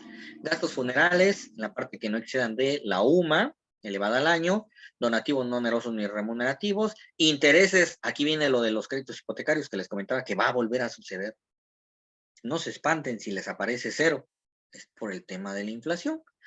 Y también hay que recabar las constancias de intereses reales, precisamente del Infonavit o de la institución donde tengan el crédito hipotecario, para efectos de corroborarlo, ¿no? Porque puede haber errores. El año pasado precisamente existieron errores con respecto a estos, de que en los primeros días no precargaba la información de los intereses reales y ya después aparecieron, etc. Por eso la recomendación, espérate un poquito. Ahorita el demonio está ocupado todavía moviéndole, han de estar moviendo todavía el día de hoy el formulario del aplicativo para personas morales. Todavía lo han de estar moviendo. Mañana igual. Pero en fin. Intereses reales efectivamente pagados en el ejercicio por créditos hipotecarios. El interés real, como les comenté, es aquel que ya se afectó por la inflación, por el ajuste por inflación, como dice ahí, y se parte precisamente del interés nominal. ¿Ok? Aportaciones complementarias para el retiro, para el Afore, digamos, para el sistema de ahorro para el retiro. Y viene aquí en este último párrafo. El monto de la deducción a que se refiere esta fracción será hasta el 10% de los ingresos acumulables del contribuyente en el ejercicio, sin que dichas aportaciones excedan del equivalente a 5 salarios mínimos generales de la, bueno, en este caso 5 veces la UMA, para efectos de aportaciones de retiro. Y aquí viene el tope general, segundo párrafo. El monto total de las deducciones que podrán efectuar los contribuyentes en términos de este artículo no podrá exceder de la cantidad que resulte menor. Voy a tener que evaluar nuevamente cuáles dos. A reserva de que tengas mucha deducción personal, que tengas mucho ingreso también, vas a aplicar 5 veces el valor de la UMA, ¿ok? El valor anual de la UMA. Casi todos, ojo, casi todos les va a estar aplicando el tope del 15% sobre los ingresos, a reserva que tengan muchos ingresos. A reserva de eso, se va a topar a 5 veces el valor anual de la UMA. El tope general, como les decía, el que más van a ver va a ser el 15% del total de los ingresos totales, el de los totales por los exentos, dice, incluyendo aquellos por los que no se pague el impuesto. El impuesto en este párrafo no es aplicable tratando de la fracción 5 de este artículo, que fue lo que acabamos de ver aquí, porque este tiene su propio tope. Contamos con un visor de deducciones personales, si no te acuerdas, si te la emitieron bien, si no te la emitieron bien, etcétera, pues hay que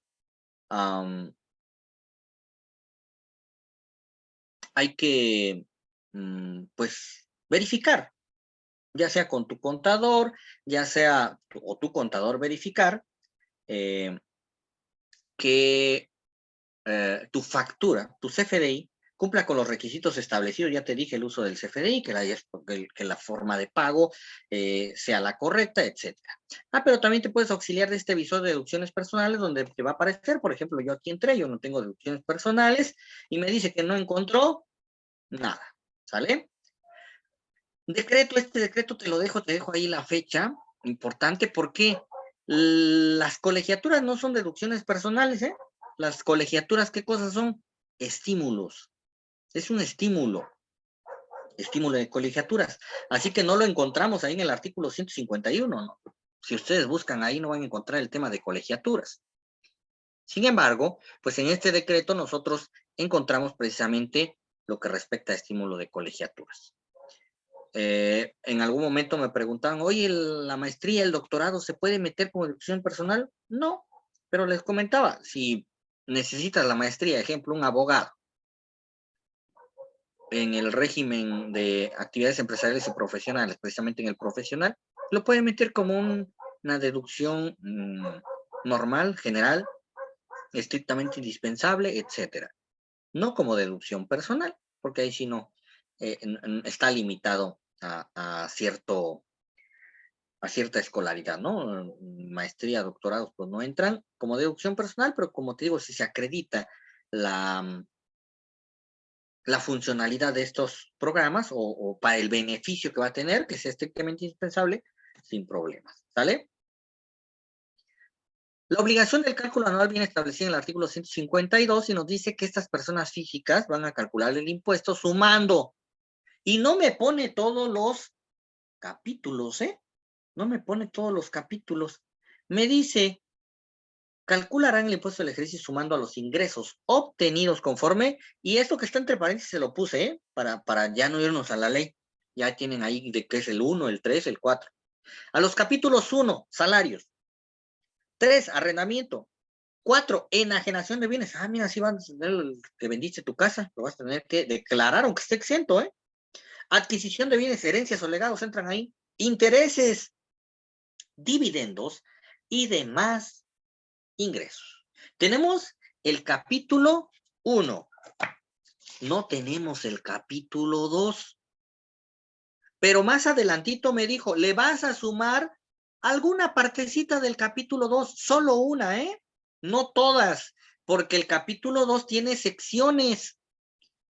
La sección primera, que es la que conocemos como régimen general, ¿vale? La sección primera de las personas físicas con actividades empresariales y profesionales, sección segunda de derogadas, sección tercera de enajenación de bienes, plataformas, vamos a ponerlo, sección cuarta, régimen simplificado de confianza. ¿Sale? Entonces me dice, la segunda de plano no está, la fracción segunda, el capítulo segundo, perdón. Pero la sección, dice, la utilidad gravable determinada conforme a la sección primera, o sea, régimen general, ¿sale? Régimen general.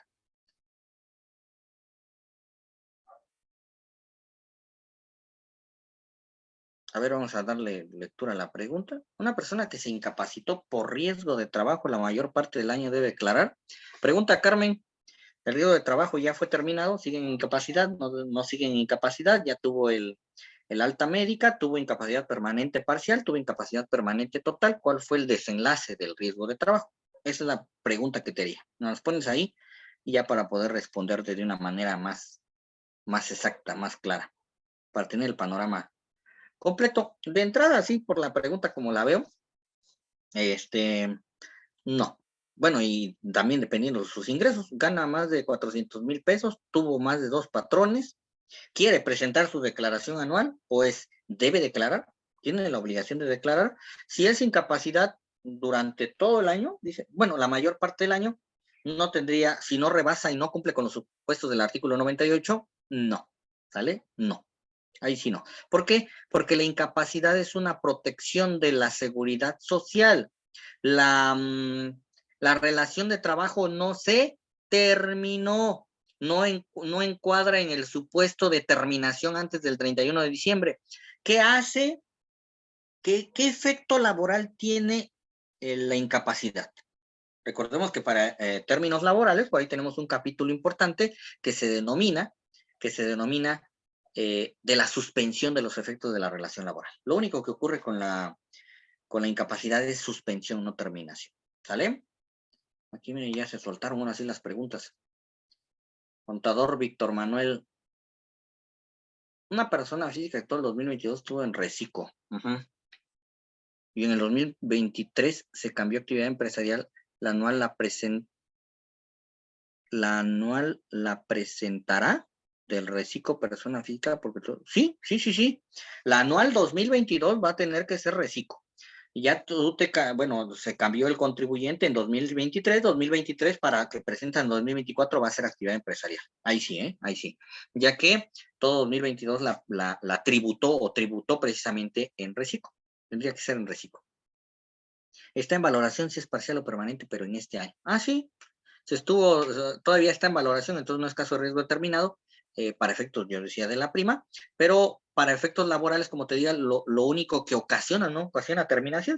Si ocasionara terminación, si entras en el supuesto del 98 y se obligaría a presentar declaración anual. No entras en terminación, entras en suspensión. La suspensión, ¿qué cosa es? Se suspenden la obligación de prestar el servicio y del patrón de pagarle el salario. Es lo único que pasa. Pero sigue siendo tu trabajador, ¿eh? Sigue siendo tu trabajador, simplemente se suspendieron los efectos de la relación laboral, ¿vale? De nada, contador Víctor, para servirle. Y Carmen, no sé si quedó ahí. Ahí la respuesta sería no, a reserva de que los ingresos sean superiores a 400,000 o él la quiera presentar. Ahí sí, ¿vale? Una capacitación. Ah, claro, por ahí con el maestro, con el contador Berrones, en algún momento hablaremos de cuestiones laborales. Bastante importante, tiempo extra, ¿eh? Una persona física de sueldos que a partir de 2022 le incapacitaron una parte, porque tuvo un accidente en el mismo trabajo y el IMSS lo incapacitó, sí presentaría declaración anual, pero es incapacidad que permanente parcial, permanente total, hubo reinstalación, bueno, hubo reubicación, sigue laborando en el mismo centro de trabajo.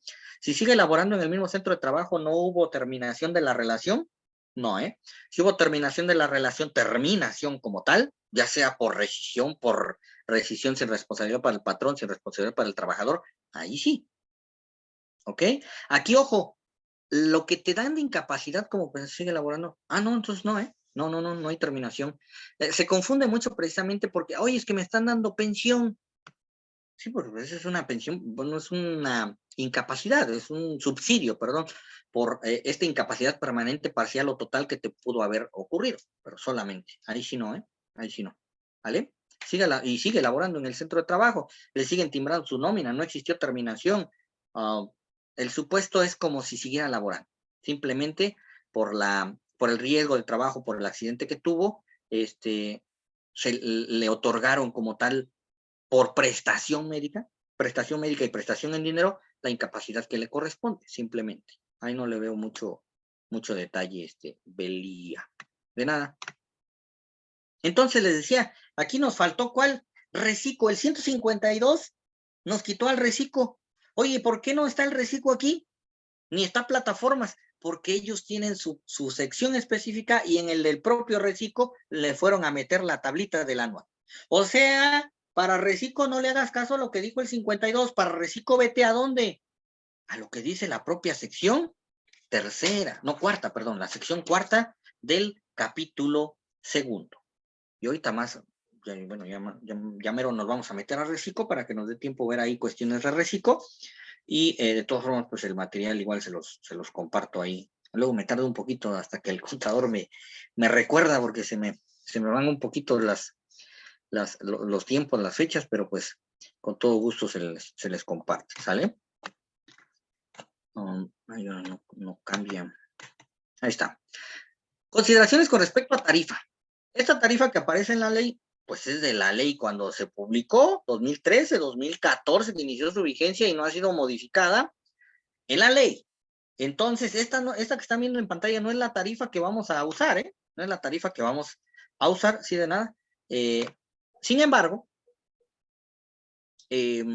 existe en reglas de carácter general para efectos de el cálculo anual, que es el que estamos viviendo y el que va a traer el aplicativo, prácticamente ya te lo calcula ahí. Nos ha facilitado bastante ahí sí hay que reconocerle al SAT. Algunos de ustedes no sé si se acuerdan, antes declarábamos en ese famoso Declarasat, que era como la DIOTS, no sé si recuerdan, y ahí todavía te preguntaba si quería que te calculara automáticamente o tú lo hacías manual. Ahí sí ocupabas tus tablitas. Ahorita ya como es en línea, solito lo calcula, pero sí necesitamos verificar, ¿no? Entonces, viene el anexo 8 y nos da una tarifa. Y ya vienen establecidas las tarifas modificadas para efectos del año 2022 y 2023. O sea que es la que estaríamos utilizando ahorita y para el próximo año. Ahí está la tarifa que viene en el anexo 8 de la resolución miscelánea fiscal, y lo establece precisamente la regla 3.17.1. Y ahora, contra el impuesto calculado que vamos a poder restar, pues los pagos provisionales, el impuesto acreditable en términos del artículo 5, o sea, impuesto pagado en el extranjero, simplemente, ¿sale? Y impuesto retenido en algún momento. Pagos provisionales, impuesto del extranjero e impuesto retenido. Y aquí ya viene la parte del aplicativo, como les comentaba, ahí no hay tanto detalle, reserva que tengan algún dato para pasarnos a Recico. Presenta tu declaración anual. Al día de hoy todavía estamos en simulador, está funcionando bien, todavía ayer lo estuve checando, antier, funciona, no se está trabando tanto como de Morales que se queda, después de una hora carga. Físicas está un poquito más tranquilo, esperemos que así siga, esperemos. Entramos, perfil, ojo, si tú no tienes dado de alta Recico no te va a aparecer, de plan no te va a aparecer. Y ya te van a aparecer palomeadas las obligaciones que de acuerdo a tu constante situación fiscal tengas dado de alta, o de las que tengas información ya precargada. Si tú necesitas adicionar alguna, claro que te va a permitir adicionar. O solo quiero presentar datos informativos, ahí dice solo datos informativos, ¿vale? Ahí, por ejemplo, ya son cuestiones del llenado de la forma, pero esto se lo dejo ahí en el material, el llenado. Aquí fue de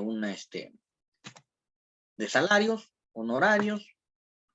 Ahí vienen las capturas ya de lo que viene como ingresos para efectos de servicios profesionales, deducciones autorizadas, todos los regímenes que tenemos aquí. Prácticamente ya está precargado, esta captura se hizo en un ratito porque ya está precargado todo, siempre y cuando, miren, aquí está el tema de, ¿dónde estamos? Aquí, enajenación, y aquí es donde vas a informar, a declarar, como te decía. Recordemos que en materia de enajenación, lo que el notario te retiene es un pago provisional, no tiene características de definitivo. Y recordemos que lo que esa ganancia acumulable, la diferencia, ¿cómo se llama? Ganancia no acumulable. Y aunque se llame no acumulable, por el tema de no acumulable, se paga un impuesto o se calcula un impuesto. En realidad, entonces, en enajenación tenemos ganancia acumulable, ganancia no acumulable, y pues por la acumulable ya te retuvieron el provisional, pero por la no acumulable hay que fijarnos o observar el procedimiento establecido en el régimen de enajenación de bienes para efectos de determinar cuánto se va a pagar de impuesto por la ganancia. Ahí vemos en pantalla monto de la ganancia acumulable, monto de la ganancia no acumulable, y cuál fue el valor, cuáles fueron los exentos, deducciones, pérdida, ganancia, años transcurridos, porque es el procedimiento, pérdida disminuir, el ISR retenido, el RFC del retenedor, etcétera. Datos informativos. Adquisición de bienes, intereses, premios, que sí ya debería precargado, dividendos, también ya debería venir precargado en caso de que te hayan timbrado dividendos, si existió retención también, y de los demás ingresos. Deducciones personales, como les dije, este monto que dice monto total por deducir que están viendo en pantalla, prácticamente es, ¿cuánto era? El 15% de los ingresos. ¿Por qué? Porque se comparó el 15% contra 5 veces la anualidad, bueno, 5 veces el valor anual de la UMA, y resultó menor el 15%, por eso es que se puso, bueno, solo lo puso, ya solo lo pone, solo lo calcula. Hace el resumen de los regímenes, y ahí viene la informativa que les decía en el párrafo segundo del artículo 90. ¿Vas a informar préstamos? ¿Vas a informar donativos? Hazlo, ¿no? Recico, porque no me quiero ir sin hablar con ustedes de Recico.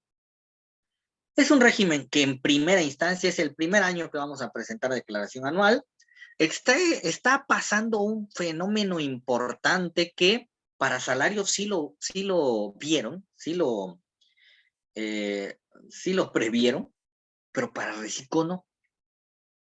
¿Qué va a pasar con los reciclos? Y mucho cuidado con esto, ¿eh? ¿Qué va a pasar con los reciclos que se incorporaron a mitad del año? Así, sin ver sus números, ¿eh? Saldo a favor, 99% seguro. ¿Por qué? Porque la tabla anual viene siendo un similar de la tarifa del artículo 152, una progresiva de la del 96.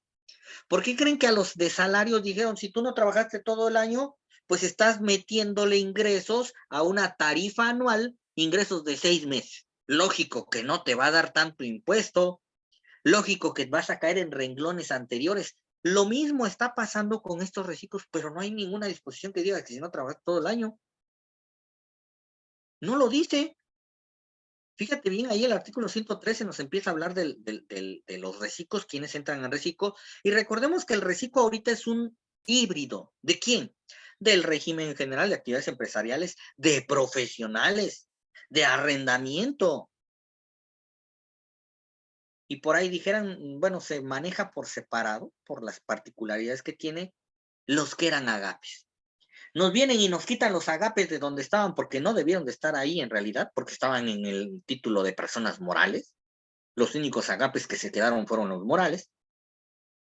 Y dijeron, ¿y ahora dónde se van a ir estos agapes? Sector primario. ¿Cómo se llama el régimen general? La sección segunda del capítulo segundo, del título cuarto. ¿Cómo se denomina? Sección primera, perdón, del capítulo segundo del título cuarto, de las actividades empresariales y servicios profesionales.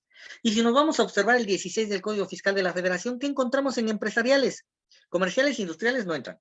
Agrícolas, ganaderas, pesqueras y silvícolas. Esas 4 pudieran ser sector primario, las que estaban allá y se trajeron para acá. Ah, pero no las voy a meter en régimen general, o puede que sí. ¿Atendiendo a qué? ¿Les puso un cierto requisito porque ese ya es caso específico de agapes? Recuerden ese concepto llamado, ahí se me está yendo. Ay, ahorita me acuerdo. De que se dedican solo a eso. Se me fue la palabra. Exclusividad, perdón. Exclusividad. Les puse ese requisito que lo tenían ahí un poquito holgado, un poquito más movible ese tema de agapes. Críticas que se están haciendo al aplicativo y se los comento a los que venían siendo agapes y a los que se incorporaron como, bueno, como sector primario ahorita en el reciclo en el año 2022. El aplicativo no está reconociendo a los nuevos, nada más a los que ya venían. Y como no está reconociendo a los nuevos, no pone en el detalle ingresos por sector primario. Y como no los deja meter ahí, ¿qué creen? ¿Y la exención dónde la dejó? Vamos a tener que evaluar cómo se va a ir modificando este formato en dado caso que la autoridad tenga que pronunciarse con respecto a ver, ¿y dónde están mis exentos? ¿Por qué no me estás dando la oportunidad de meterlo donde los que sí venían en Agape y se cambiaron para acá, a ellos sí les aparece? Así que cuidado, si no te aparece, por ahí que ver las posibilidades con la autoridad, ¿sale? La tablita, porque esta sí es tabla, no es tarifa, de provisionales, y es lo que te decía, como es una tarifa que se consideró acumulativa, pues en la anual, aquí está, casi seguro, que si tributaste 6, 7 meses en reciclo, te va a salir impuesto a favor, casi seguro. Así que bastante cuidado con ese impuesto a favor. Yo personalmente, a reserva de lo que hables con tu cliente, yo te sugiero que no solicites devolución. Te sugiero que solicites compensación para el futuro. Ocúpalo en este ejercicio, porque fue por el efecto derivado que no se contempló ahí, ¿eh? ¿Qué dice el 113 del anual? Los contribuyentes que se reciben esta sección están obligados a presentar su declaración anual en el mes de abril del año siguiente al que corresponda la declaración, considerando el total de los ingresos que perciban por las actividades a que se refiere el primer párrafo en el ejercicio. Punto. Nunca dijo de los 12 meses. Y estén amparados por comprobantes fiscales digitales por internet efectivamente cobrados. Y todavía te retuvieron el 1.25 cuando trabajaste con Morales, cuando prestaste servicio, cuando enajenaste bienes, cuando otorgaste el uso goce temporal de bienes, pues más a favor. Ah, pero para este año que va a estar completo, ahora sí casi vas a salir a tablas o a reserva. Si en un año se te incrementó, Puede que en el anual se te suba de renglón, ahí sí cuidadito, ¿sale? A ver, aquí tenemos, no sé, ahí sí no sé, yo se lo envío al contador Berrones y ya ahí está, en los grupos de PC Solución, ya él los comparte ahí en sus grupos, ¿sale? Yo se lo envío, ahora sí me voy a apurar, contador, se lo envío, si no, hoy por la tarde, mañana temprano, para que ya lo tengan, y pues con todo gusto se pueda compartir ahí con los participantes. Yo creo igual el día de mañana, esta es una práctica que se hace los sábados, que me ha comentado aquí el contador, sin embargo, por cuestiones personales, se me ha dado la oportunidad de hacerlo viernes con ustedes, pero pues el día de mañana igual lo retransmite aquí el contador en sábados de capacitación, creo le llama, ¿no? Con todo gusto, ¿sale? Es el tema del anual, entonces ahí cuidado con los meses que llevamos y agapes, los que estaban en agapes, ¿sale? Y aquí dice que voy a poder disminuir, ¿cuál? El impuesto de la retención. Recordemos que la retención vino a beneficiar a algunos y vino a perjudicar a otros. Por ejemplo, honorarios vino a beneficiarlos porque le retenían el 10, ahora le van a retener el 1.25. Arrendamiento o otorgamiento del uso goce temporal de bienes, le retenían el 10, ahora le van a retener el 1.25. Aquí les vino como que a perjudicar, y digo a perjudicar porque al final de cuentas es un pago a cuenta de su impuesto. Solamente que te quita un poquito de liquidez, vamos a llamarlo. Pero por ciertos días, solamente. A los de enajenación. Los agapes, sí, claro. Eso sí, es régimen, eso sí. Si se movieron a reciclo, si se movieron a reciclo o se fueron más si se fueron al general. Así que ahí sí, la respuesta ahí sí es sí, aunque estén en reciclo, sí, los reciclos presentan anual. De hecho, ahí, si no rebasa los 900 de los exentos, ahí pudiera haber, hay una cierta facilidad y dependería de tu nivel de ingresos, de tu nivel de ingresos. Si superaste esos, sí. Tendríamos que checar miscelánea, caso específico de reciclos. Pero de manera general, de que están obligados, Ahí hay que evaluar tu límite de exentos. Bueno, tu límite de ingresos se rebasó esos exentos. Ahora sí, ¿por qué? Porque vas a tener que pagar el impuesto por esa diferencia. A fuerzas, a fuerzas. ¿Y dónde lo vas a pagar? En declaración anual. No exceden a entonces, ¿sale? Ahí, pero vía facilidad, vía facilidad. Vía ley, están incluidos. Nunca dijo aquí, el que estamos analizando, nunca quitó a los agapes. Nunca quitó a los agapes, ¿vale? Perfecto. No, retenciones, como les dije, al que vino a perjudicar en algún momento fue a los de, perjudicar entre comillas, a los de enajenación, porque antes no existía retención para ellos, solamente de IVA en caso de desperdicios, pero ahora sí, tú enajenas reciclo, te van a retener, a moral, te van a retener el 1.25%, ¿vale? Y PTU, también calculan PTU los reciclos. Y aquí hizo como que una mezcla entre morales y físicas, porque estas físicas reciclo dice que van a calcular disminuyendo de los ingresos, que dice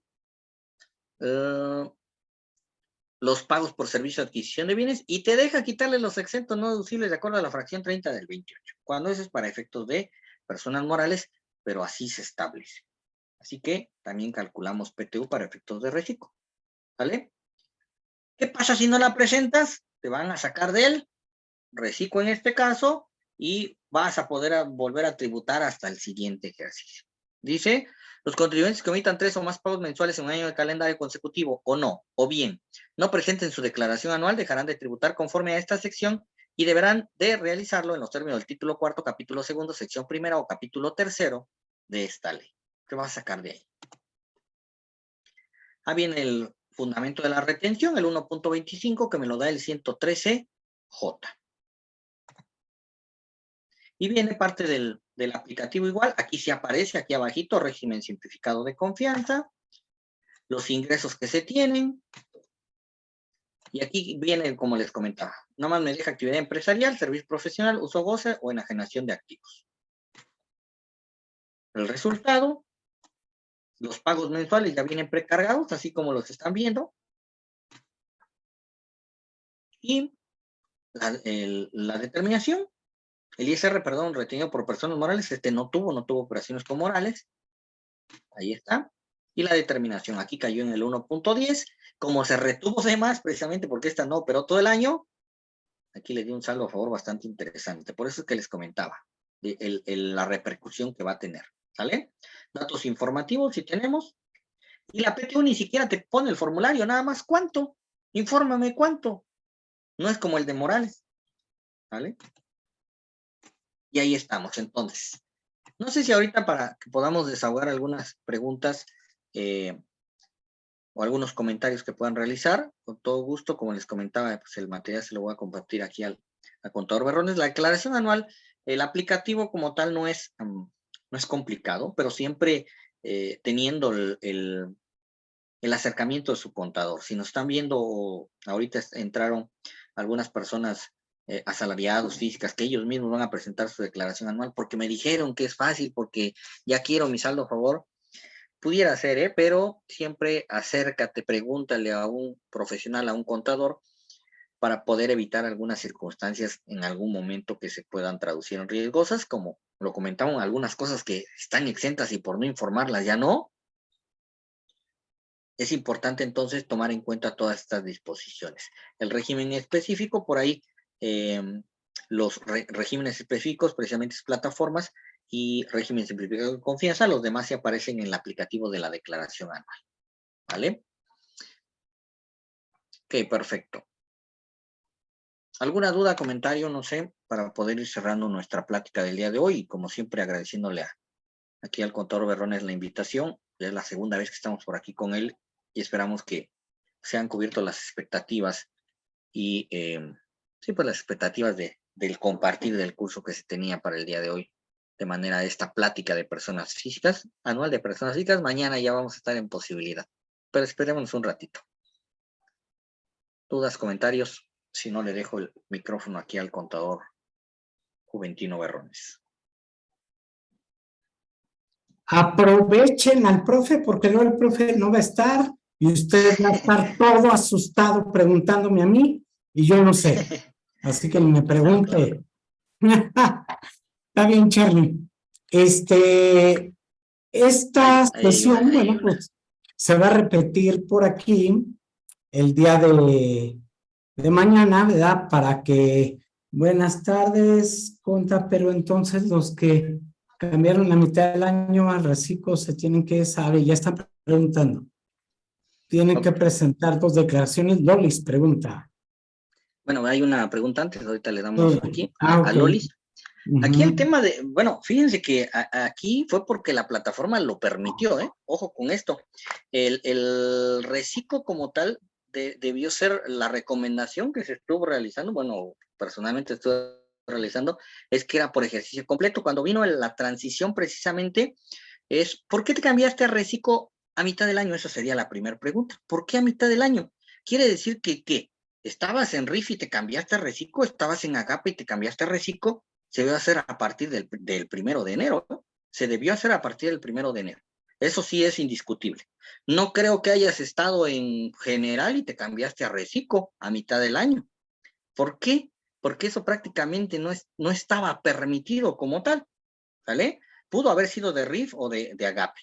Aquí la consideración o la sugerencia que te daría es, entra al simulador y te va a aparecer solamente seleccionado precisamente si tienes pagos provisionales con actividad empresarial o de donde hayas venido antes de anterior arrendamiento, era arrendamiento.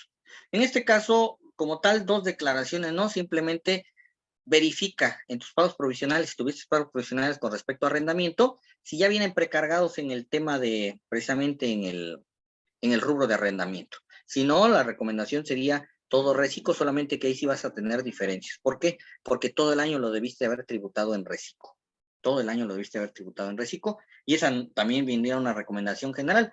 ahorita precisamente lo que estuvo haciendo en diciembre, si te vas a cambiar a Reciclo o regresarte a Reciclo porque te sacaron, bueno, ya no pudiste, lo vas a poder hacer a partir de este 1 de enero, ahorita ya estamos en marzo. ¿Por qué? Por el año de tributación completo, precisamente, ¿vale? Aquí otra pregunta del contador Víctor, dice, las personas físicas que en el 2022 estuvieron en Reciclo y ahora en 2023 cambiaron de actividad empresarial, tengo que recalcular todo el 22, pero ahora la actividad empresarial, ¿es cierto eso o no? No, todo 2022, no, de 2022 lo vas a declarar completo y a partir de 2023 tu actividad empresarial. ¿Por qué? Porque la tributación nuevamente es por el ejercicio completo. O sea, tú cambiaste a partir de enero en actividad empresarial y ahí te vas a tributar a la actividad empresarial 2023 para efectos de presentar en ese régimen tu declaración en el año 2024. Pero como ya tributaste en 2022, Reciclo, ahí sí. ¿Qué decía? Ahí venía el tema, fíjense, que sería al revés de lo que nos comenta aquí Lolis, cuando venías de Reciclo y por alguna circunstancia te saliste. Por alguna circunstancia te saliste o te sacaron precisamente por algún incumplimiento precisamente de las disposiciones. ¿Qué decía o qué dice la miscelánea? Ibas a tener que regresar a hacer complementarias desde el mes de enero y eso fue para físicas porque para morales no les dijo así, no los regresó. Para morales dijo, bueno, a partir del año siguiente te vas al régimen general, para morales. Pero para física sí dice, te me regresas. ¿Y sabes por qué? Porque vas a tener que presentar tu anual completa de Reciclo. Oye, pero a la mitad del año la tributé como empresa, como Reciclo y me cambiaste a empresarial. Pues te vas a tener que regresarte a hacer complementarias para que tu anual toda sea empresarial. Ahí vendría como que la mitad y la mitad de la que estamos hablando. Pero aquí en este caso sí me causa de que fue primero arrendamiento y luego Reciclo, a mitad del año o pasado ciertos meses. Ahí eso te sugeriría. En mi caso, mi cliente rebasó los ingresos de Reciclo en diciembre. Por eso me dicen que... sí, prácticamente lo que estamos comentando con Contador Víctor. Si fue en diciembre, si no fue porque te cambiaste tú solito, sino que fue en diciembre, la disposición dice que te regreses a presentar las complementarias desde enero. Y prácticamente tu declaración de qué va a ser de actividad empresarial. Precisamente. Ahí sí, ahí sí estoy de acuerdo, contador. Yo pensaba que te habías cambiado ahorita en enero, o te cambiaste por voluntad, pero si fue precisamente porque rebasaste los ingresos y los rebasaste. Los hubieras rebasado, si los rebasabas ahorita en enero, nomás te ibas a tener que regresar uno. Pero como los rebasaste en diciembre, ahora sí te vas a tener que regresar precisamente hasta enero, a hacer complementarios. Así sería el comentario, contador Víctor. Ok, bueno, si ya no hay más preguntas por ahí, Charlie, ¿Claro? ponemos algo para tu muro de la soberbia, digo yo.